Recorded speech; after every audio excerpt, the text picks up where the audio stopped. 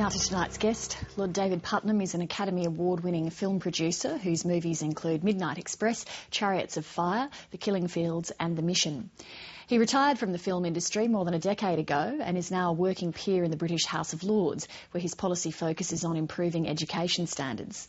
Lord Puttnam's in Australia as the keynote speaker at the annual conference of the Screen Producers Association. He joined me in our Sydney studio a short time ago.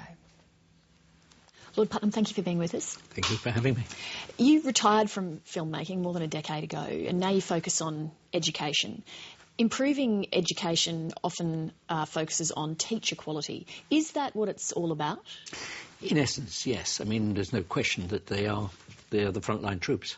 There is no education system in the world, none at all, that's better than its average teacher. So, for example, Finland has a very, very high degree of first-class honours degree graduates teaching.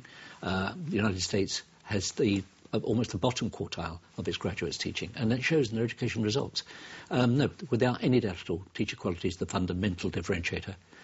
Not just, incidentally, of education, but I would argue probably the biggest single differentiator of success for the nations of the 21st century. Teachers, though, often feel like they're under siege, you know, that they're always accused for all of the failings in the education system when presumably there are so many variables. Well, the job I was given out of the blue, actually, in 1997, was to get engaged with and involved with teacher recruitment, teacher morale, teacher retention. And I really did start from a standing start, didn't know very much about this at all. And I used, essentially, I think, the skills I'd learned in the film industry to say, well, what would make teachers feel better about themselves? How do you actually appeal to them? How do you get them to feel more confident and more valued? So we started things like the National Teaching Awards, which were a huge success, in fact. Just to try to remind teachers how important their role was, and then hoping through that to get them to up their own game. And I think to an extent it's successful, but one of the problems we had in the UK, and I don't know if it's true here in Australia, is teachers are given very, very little time for professional development. In a fast-moving world that we live in, particularly a fast-moving world of education, they need a lot more time and a lot more attention paid to their own professional development. And that just hasn't been happening. It hasn't happened in Britain, hasn't happened in most of the Western democracies. Given that pace of change that you talk about, how can teachers prepare children for a world that presumably none of us can envisage? I think if I look back at my own life, I've made quite a lot of mistakes. Every one of those mistakes has got the same kind of root cause, a failure to ask the right question at the right moment. The most important thing I think teachers can do for young people is to make them inquiring, is to ensure that they know how to gather information, that they check information, and that they take their information from a multiplicity of sources. If you can get a child to do that and then become interested in the whole process of information gathering, you're halfway towards becoming a learner. Once you're a learner for life. That's certainly been my experience. Is that easier in this digital age because children have the tools to be teaching themselves things?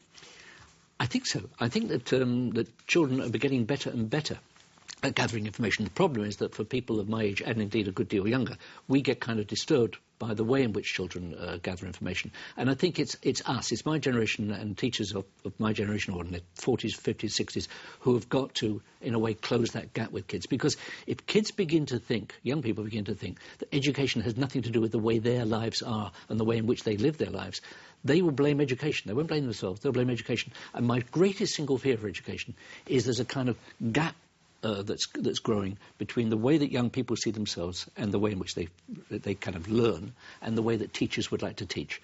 Teachers have got to find a way of closing that gap and of meeting young people halfway in terms of using the tools that they use and using the language, indeed, that they use.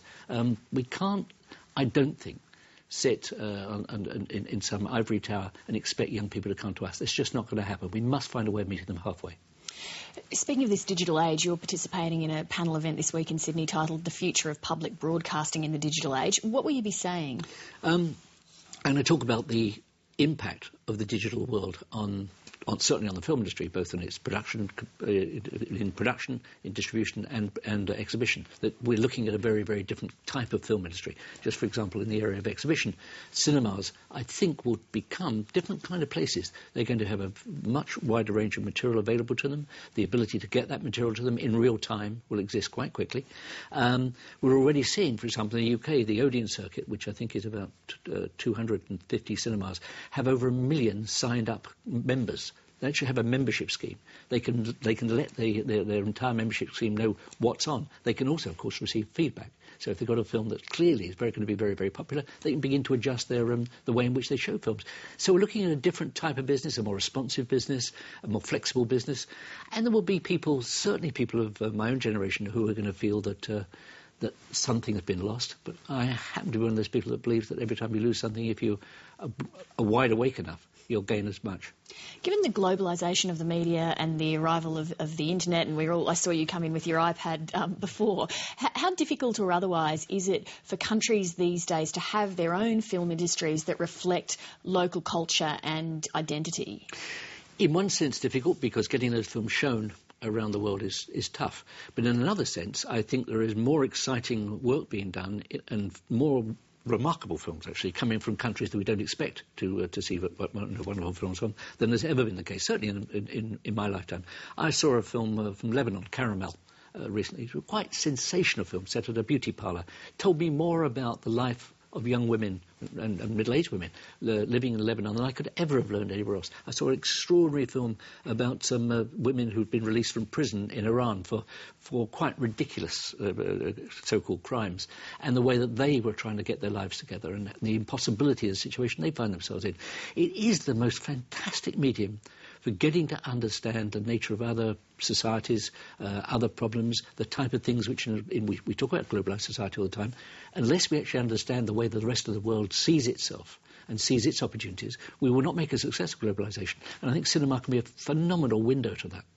But I guess the thing is, if I'm watching an Iranian film or a Belgian film, or I'm watching 13 hours of Mad Men on my iPad, then I'm not watching an Australian film. And therefore, if I'm not watching an Australian film, is there the audience for that film to warrant it being made in the first place?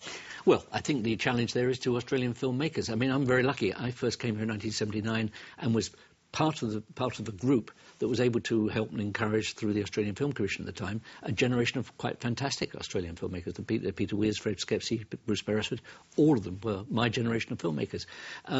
Then along came a little later, Gillian Armstrong came along. You had another generation, but only a little later. Australia's got to ask itself if it's doing enough to ensure that good young filmmakers are getting their voice heard. It's then got to challenge those young filmmakers as what it is they want to say. Are they going to say things which are important and relevant to Australian lives?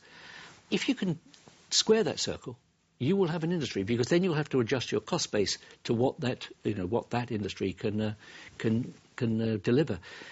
I absolutely refuse to accept the fact that any country in the world goes into a kind of filmmaking crisis. What happens is they lose confidence, they lose focus, and the young filmmakers of any particular generation can very easily get lost in that mix. It's happened in Italy, happened in France, happened in the UK during my lifetime.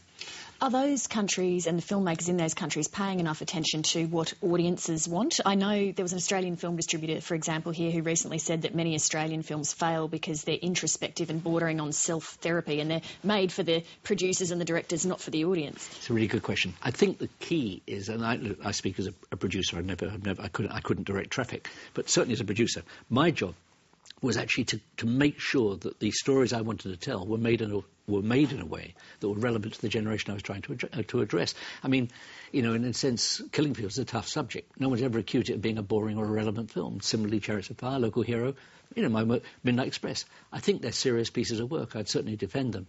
The Mission is another. But at no point did I not go out of my way to make them as attractive and as welcoming to an audience as I possibly could. And that's the job of the filmmaker. The filmmaker's job is not to bore. Lord knows that's a crime against humanity, I think, to bore people. I saw a film this week, I think 5 3/4 hour Chinese documentary, one of the most riveting things I've ever seen in my life. I wasn't bored for a second. And yet, and I don't know a lot about an area in China that's I guess it's an oil field, oil gathering area. But it was incredible because it was about human beings, and you recognise those human beings, you recognise the pain of those human beings. So that's what cinema has to do. Cinema has to get into your subconsciousness, grab it, and hold it. And if it does it well, you will generate audiences and you'll generate revenues for film. If you fail, you'll fail. You're a believer, obviously, from what you say, in the power of film to affect social change. What was the last Hollywood film that you saw that you thought was doing that? The last Hollywood film that I thought really touched on that. It's a very difficult question for me to answer because I see a lot of films. I'm a member of the American Academy, and there's a period between November and February. I see a lot of movies, and to pick any one out is really tough for me. It is also the case that my attitude to filmmaking was forged in the late 70s, early 80s. So in a sense, I'm still comparing today's cinema with Raging Bull, Godfather 2, the films in a sense that made me and which crossed over with my style of filmmaking. So in a sense, I've become something of a harsh critic of American cinema. So do you think modern film suffers in comparison, or do you think it's just different and you're bringing that mindset to it? I think modern American cinema is suffering in comparison. Certainly in my head, it is. There's not a year goes by where I don't see one or two really smashing movies and applaud them and the filmmakers that make them. But I guess because of my age, I'm looking for a seriousness of purpose in cinema. And again, I refuse to acknowledge the idea that seriousness of purpose is sort of comes with being boring. It just doesn't. I used to do a lecture about on films and films and or films. An and film is a film which sets out to be both entertaining and relevant, and you come out actually feeling you know a little bit more about the world. The or films were the films where the filmmaker on the way in decided to do something that was either entertaining or learned and dull, potentially. It's the way in which the most wonderful job in the world. That's what I want to say to you. It is the most fantastic privilege to make movies. You really are invading people's minds at a time when they're quite vulnerable. They sit in the darkness and they're open to all kinds of suggestions and thoughts and ideas. To not deliver, to not use that opportunity to, as it were, start a conversation with them and try and, as it were, change them. Hopefully change them, but remind them of their better selves. That's the way I used to think of it. How can you remind people of what very decent individuals they are? If you can do that, and if they walk out of the cinema feeling good about themselves, better about the world, you've done a service. If you don't, there are much, much easier ways of earning a living. That's a big weight for a filmmaker to have on them as they're making a film, to think that you've got to make people walk out of a cinema and feel better about their lives. Well, if you're going in and asking someone to give you $5, $10, $11, $20 million, you better accept there's a fair amount of weight on your shoulders. Otherwise, for goodness sake, go and do something else. There's always real estate. You can make good money. You're obviously still, very passionate about film, yet you retired from it a while ago. Why is that, if you've got such passion for it still? Because I think it changes people. I know it changed me. There's no question. My life was changed massively by the cinema. The person I am, in a sense, was created at the cinema. The things I thought were important, the people I wanted to admire and emulate, all of that came from the cinema. And if it did it for me, why on earth wouldn't it do it for the rest of the world? But didn't you like who it made you become? Why did you walk away from that as a career? Because it's very simple. I'd hit my mid-50s. The audience was remorselessly 16 to 18, and I'd run out of ideas of ways of entertaining them. I just didn't trust myself to do it anymore. And I wasn't enjoying it. And I'd loved it for 30 years, and I didn't want to suddenly become one of those grumpy old men who talks about the way it used to be. There's been a debate recently in Australia and in the UK too about public broadcasters crowding out innovation in the private sector. What's your take on that? I don't accept it. I think there is a very, very important role for the public broadcasters. In a sense, they are us. They represent us. It is impossible, I think, for the commercial sector to ever do the same job that the public sector was set up to do. Look, I'm a left-of-centre politician. I'm a member of the Labour Party. A very disappointed member, in many cases, of the Labour Party, but I'm a member of the Labour Party. I believe in the public trust, and I think that public service broadcasting carries the public trust. I know the public out there do not trust newspapers. They don't particularly trust commercial television. They do trust the public broadcasters. To mess around with that and to not optimise the opportunities that public trust gives you, it's just daft. Lord Putnam, thank you very much, and I hope you enjoy your visit to Australia. Thank you very much indeed.